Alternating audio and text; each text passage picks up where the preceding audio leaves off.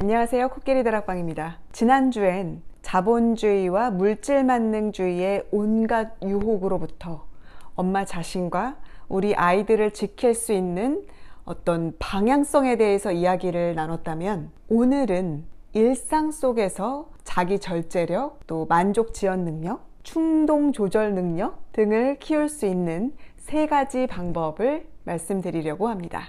이전에 업로드했던 영상부터 시청하시면 더 도움이 될 것 같습니다. 고정 댓글에 링크 달아 놓을게요. 첫 번째, 기다려 훈련의 생활화입니다.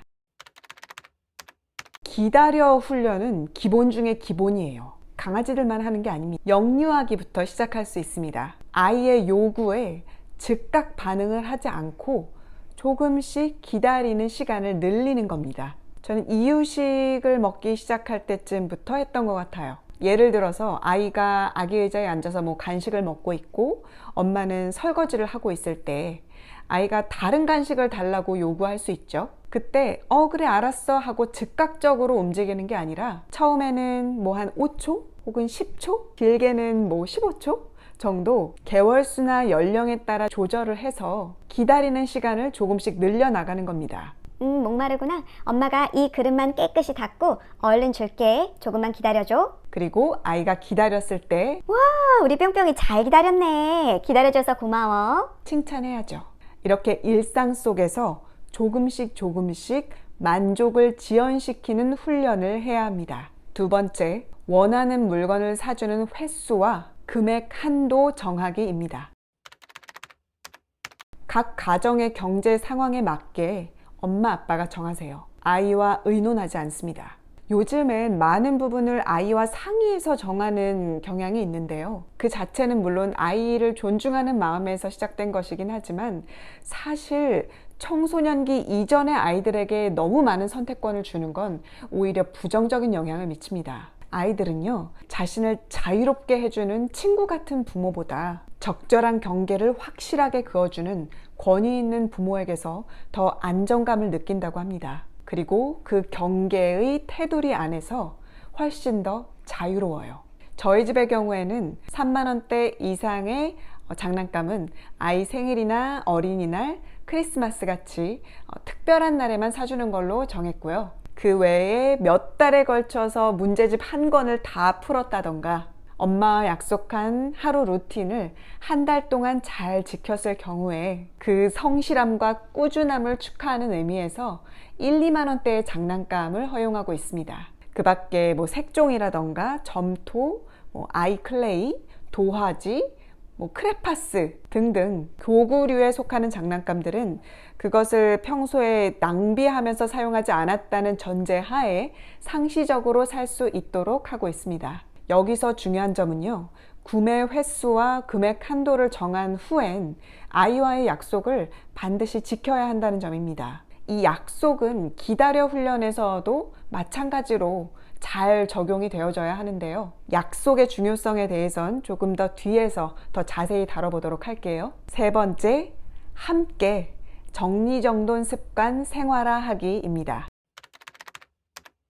절제 있는 소비를 한다고 해도 살다 보면 쓸모없는 물건들이 점점 늘어나기 마련이죠. 특히 장난감의 경우엔 아이들의 성장과 개월수, 연령에 따라서 적절히 좀 교체해줘야 하는 부분이 있기 때문에 시간이 흐르면 쓸모 없어지는 장난감들이 반드시 생깁니다. 그런데 기존의 것을 처분하지 않고 계속 새로운 것들만 집에 들을 경우엔 곧 온 집안이 귀여운 쓰레기로 가득 차는 경우가 생기죠.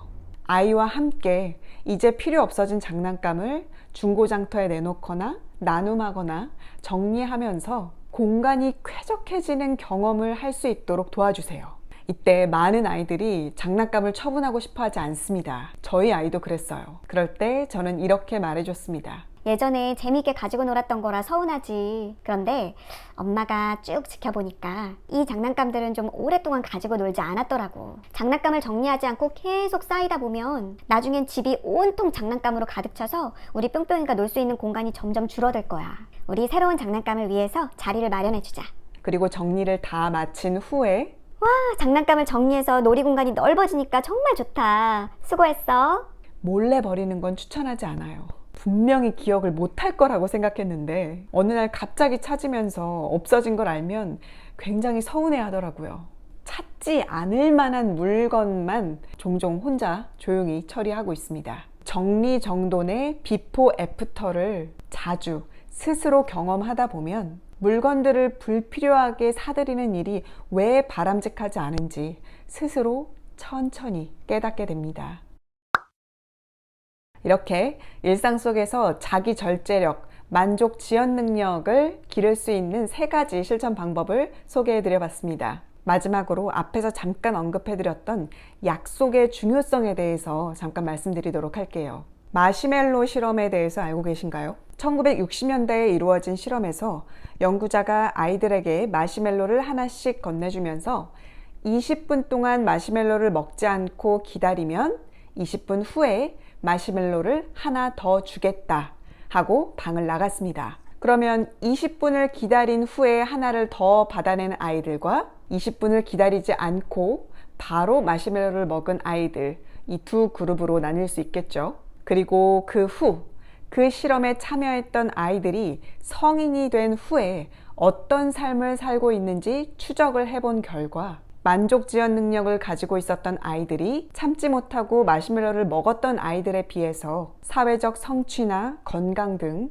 여러 면에서 경쟁 사회에 더 잘 적응하는 어른으로 자라났더라 라는 통계를 얻을 수 있었습니다. 이 통계 수치만 봐서는 단순히 자제력 있고 인내심 있는 아이들이 성공한 삶을 사는 어른으로 성장한다 라는 결론을 내리고 있는 것 같은데요. 최근 이루어진 마시멜로 실험이 있었습니다. 여기서는 과거 실험에서 미처 예상하지 못했던 변수를 의도적으로 적용하고 새로운 결론을 내릴 수 있었어요. 지난 영상에서도 언급했었던 스벤 브링크만의 절제의 기술이라는 책의 일부를 발췌해 볼게요. 미셸이 마시멜로 실험을 수행한 지 30년이 훌쩍 지난 뒤 심리학자 셀리스트 키드와 동료들은 한 무리의 아이들을 실험에 초대했다. 키드의 실험 조건은 미셸의 마시멜로 실험과는 조금 달랐다. 아이들 가운데 절반은 자기가 말한 약속을 지키지 않는 신뢰할 수 없는 연구자를 만났고 나머지 절반은 믿을 만한 연구자를 만났다. 처음에 믿을 만한 어른을 만난 아이들 가운데 3분의 2는 나중에 더 큰 보상을 받기 위해 과자를 먹지 않고 15분을 잘 기다렸지만 처음에 예측 불가능한 어른을 만난 아이들은 14명 중 단 1명만이 15분을 기다렸다. 연구자들은 인간의 삶에서 중요한 것은 추상적 개념의 자기 절제만이 아니라 세상과 타인에 대한 신뢰라는 결론을 내렸다. 달리 말해 자기 절제 능력이란 오롯이 개인의 의지에 달린 인격 특성이라기보다는 상황과 환경의 영향을 크게 받는다. 한 개인의 성공은 개인적 차원에서뿐만 아니라 다양한 차원에서 생각해야 한다는 것이다. 개인의 내면적 심리 특징만이 아니라 타인과의 관계나 양육 환경 등 그를 둘러싼 여러 조건도 고려해야 한다고 말이다. 이 글을 읽고 깊은 깨달음과 동시에 엄마로서 느껴지는 책임감의 무게가 더 무거워졌는데요. 어떠신가요? 어찌 보면 당연한 결과죠. 아이에게 부모는 온 세상이고 우주이기 때문에 신뢰할 수 없는 부모는 아이에게 이 세상은 신뢰할 수 없는 곳이다 라는 신념을 심어줄 수 있습니다. 하지만 때로는 약속을 지킬 수 없을 때도 있을 겁니다. 우리 삶에는 늘 변수가 존재하니까요. 그럴 땐 왜 약속을 지킬 수 없었는지 아이에게 솔직하게 설명해 주는 것이 필요할 것 같습니다.